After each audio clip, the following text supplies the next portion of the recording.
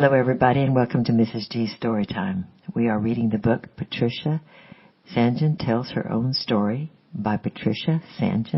with permission of 10 of Those Publishing Company. And we are on Chapter 10, Fatima and Her Friends. Little Tamu did not forget my invitation. She arrived next day, scrubbed very clean, and her hair strained back in 2 tight pigtails. Her face was brown and perfectly round, and her black eyes very bright. Marguerite and I called her the currant bun, and within a few days her friends started to come with her, and we found we had a school on our hands. But on that first morning, just her mother, Fatima, came with her. And of Fatima and her mother, Zora, I can freely write, because they are both safe in heaven.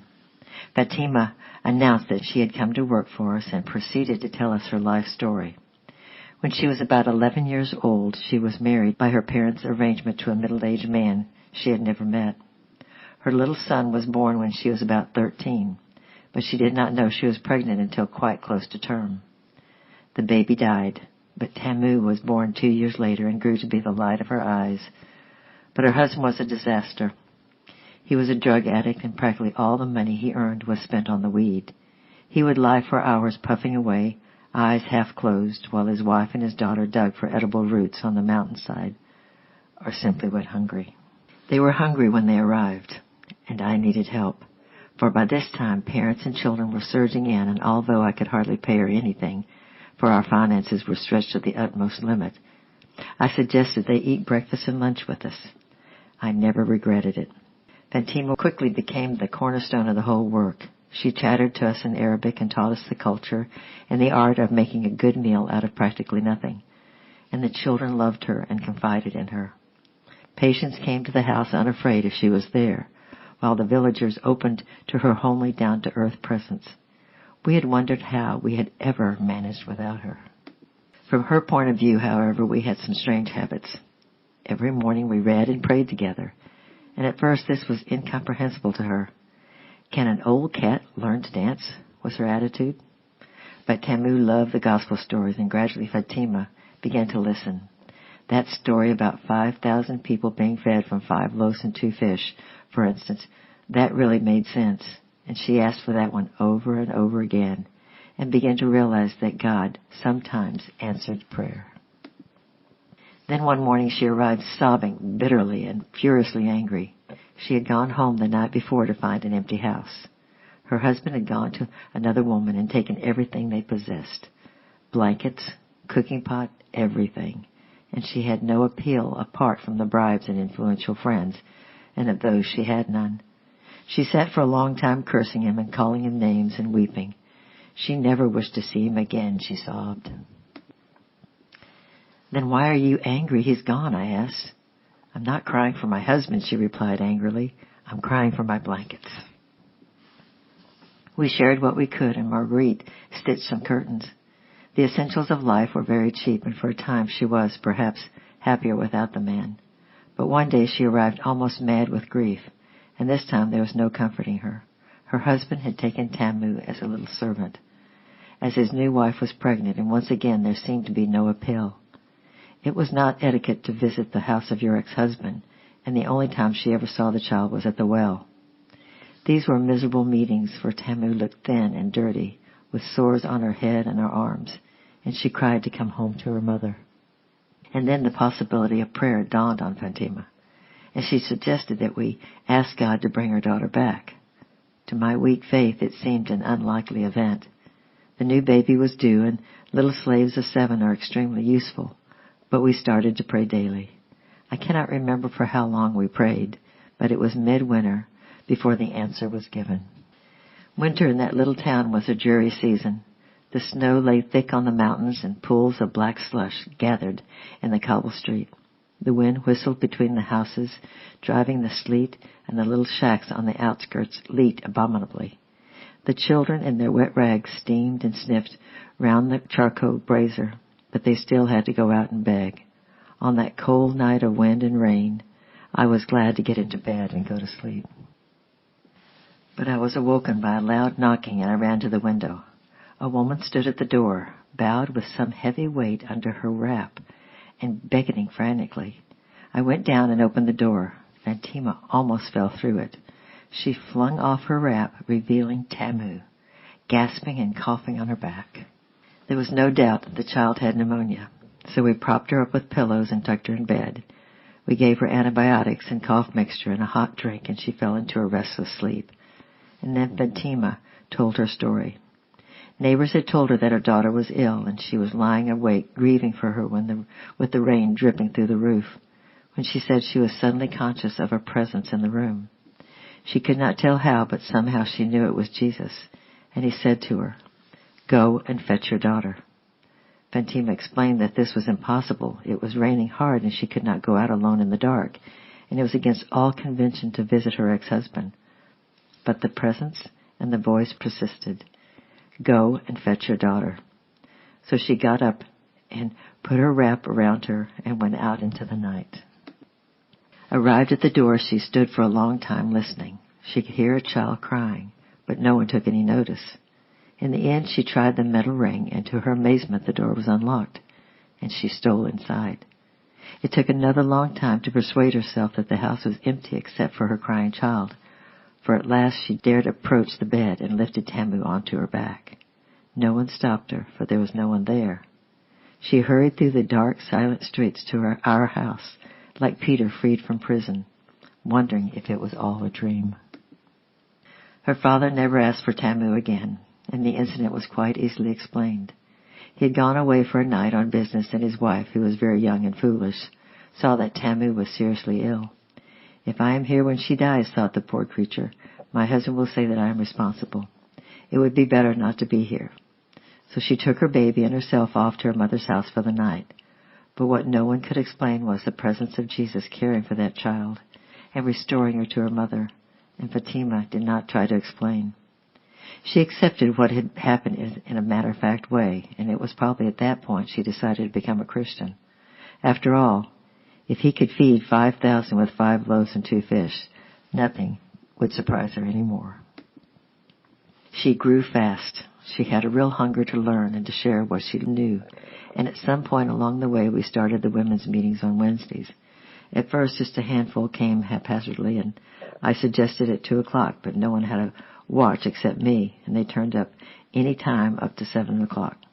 Fatima loved these sessions, but I found them discouraging.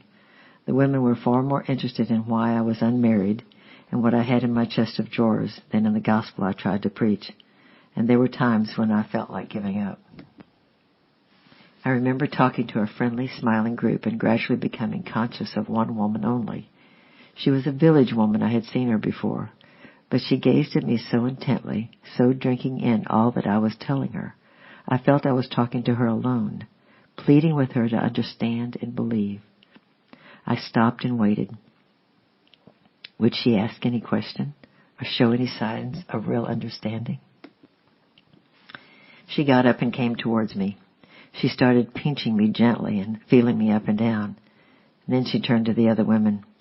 "Too thin," she announced confidently. "No flesh on her. She'll never get a husband." But there was one encouragement. Fatima's old mother, Zara, was a water carrier, and she carried heavy buckets of water from the river banks or from the fountains, and those who employed her paid her about 2 pence a load. It was hot, weary work, and she was always the first to arrive on Wednesday afternoon and the last to go.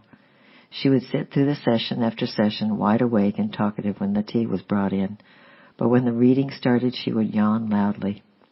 "Your words are so good they bring rest to my heart," she would say as she stretched out on the mattress behind the other guest. She would go fast asleep while I battled on in my faltering Arabic, competing with her snores.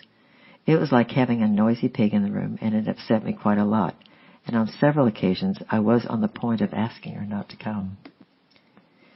But to my everlasting gratitude, the Lord restrained me, and I never said those words. Perhaps I realized the tiredness and the drudgery of her life and what it meant to sit and drink tea and rest for just one afternoon of the week in a house that was a little prettier than her own. The time came when Zora stayed awake and listened. There was a new sort of brightness and energy about her. As she helped me wash up the tea glasses, I commented on it. "You understood something today, didn't you, Zora?" I asked. "Of course. Now I understand. Since last week when you talked about me. Talked about you? I could not think what she meant. But then I thought back and remembered we had learned the verses together in the literal Arabic. Jesus said, "Come unto me, all you who are tired and who carry heavy burdens, and I will give you rest." That was me and my water buckets, wasn't it? She questioned. I'm the only one who carries heavy burdens. And all this week as I carried the water up and down from the river, I said, "Jesus, Jesus." And the buckets hadn't been nearly so heavy as they were before. I felt so thankful she had gone to sleep before I'd had time to explain that verse. I would have had to tell her that her sins were the heavy burdens, and it would have spoiled it all. Jesus met her right at the point of her conscious need, her tired shoulders and her aching back. He walked the rough paths with her and gave her relief. Later, he would teach her of the other burdens she had started to learn. Then something happened that turned the little trickle of ladies into a positive flood, till there were 3, 4, 5 roomfuls, one after the other. Someone, hearing that children came to the house, sent us a parcel of toys, among them a clockwork mouse. It was a most attractive beast. You would wind it up, and it would set off at great speed, turning at right angles, rushing around in circles. I thought it would be fun to let it off in school after the Bible lesson, just before the children went home. Had it been a bomb, it could not have first alarmed and then amused them more. At its first glorious entrance, making straight for their feet and then darting around, they screamed in terror, leaped on the mattress with their dirty feet on my nice covers. This mouse had obviously gone mad or was possessed with an evil spirit, and some were in tears. But when I tried to allay the panic by explaining it was only a toy, they screamed the louder with excitement and joy. "Again, again," they shouted, rushing to meet the mouse and leaping out of the way and doubling up with laughter. I had the greatest difficulty in getting them to leave at all that day. It was Wednesday, and a little group of ladies would stray in sometime during the afternoon. We put a dozen cups on the tray, but by 2 p.m., it was obvious that things were not going according to plan. More and more ladies were arriving, most of whom I'd never seen before. They greeted us smilingly, drank tea, and listened patiently to the talk I gave. More women were arriving, and I told them to wait downstairs. I was confused. What was happening? Was a revival breaking out? At the end of the first talk, I suggested to the first lot that they left to make room for the second. But they looked at me sweetly and patiently and said, "We came to see the mouse." So the mouse performed again and yet again. He was almost as successful with the ladies as he had been with the children. They too screamed with alarm and laughter and jumped on the mattresses and would not go home. The ice was broken, and they started to come regularly on Wednesday afternoons, sometimes as many as 40 or 50 drifting at their leisure between lunchtime and sunset. It was a social occasion in their drab lives, but for most of them probably nothing more. But occasionally one would come back, wistful and questioning, drawn by her sense of need. So we started a little daily Bible study group at midday after the children had left. None of them could read, but Fatima was learning, and she shone at those gatherings. Her homely explanations were far more intelligible than mine, and she taught them to pray about everything. They prayed about the children, the goats, the rent, the harvest, and they experienced wonderful answers. She longed for her neighbors to hear and understand, for she had the true heart of an evangelist. The Lord's presence was very literal and real to her. When I first read her the story of the resurrection and told her that Jesus was alive now and with us, she was extremely startled and looked all around the room. In matters of truth and honesty, I had to teach her, but when it came to faith, I was the learner.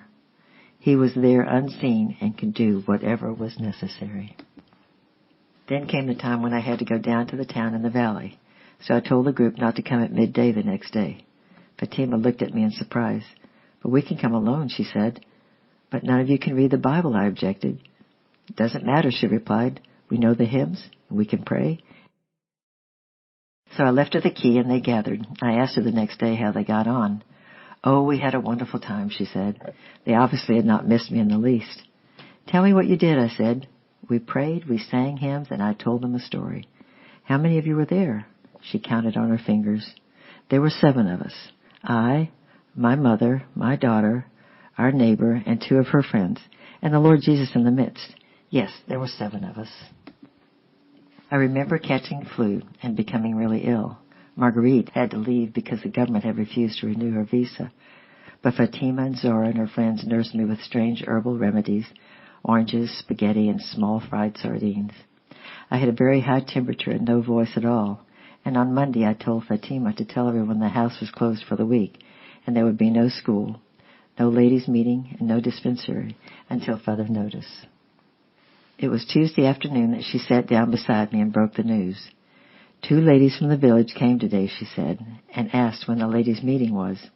I told them to come tomorrow. But Fatima, I croaked, I told you I wouldn't be up for several days. I couldn't possibly talk tomorrow. Oh, but the Lord's going to heal you tomorrow, in time to take the meeting, she said. I've asked him. Otherwise, those women will go back to their village and they will never hear the gospel. I can help you, but I don't know enough to speak at the meetings. So tomorrow you'll be well. I felt desperate and worried feverishly all night. I did not wish to be healed. I felt very ill and I wanted to stay quietly in my bed. My headache was worse in the morning and my voice a whisper. Surely Fatima would realize that she'd made a mistake, and I lay very quiet and looked as sick as I could. She was very quiet, too, until 12:30, when she arrived with some spaghetti. You must get up soon, she said. The women will be arriving, and I must arrange the room. But Fatima, I feel so ill, and I can't talk. The Lord's going to heal you, I told you. I was actually laying in the room where the meeting would be held, so I angrily rose. I hoped I would faint, and that would teach her. But I didn't. As I dressed, the fever seemed to ebb away. My head felt clear and light, and when the women arrived, my voice was strong and normal. We held 3 or 4 groups that day, and there was no sense of strain or weariness. I was glad to go back to bed in the evening, but I had turned the corner, and I was amazed. Fatima was not. I told you, she said. Tomorrow we'll read chapter 11. Thank you for listening, and I appreciate you, and I love you, and I'm praying for you, and we'll see you tomorrow. Bye-bye.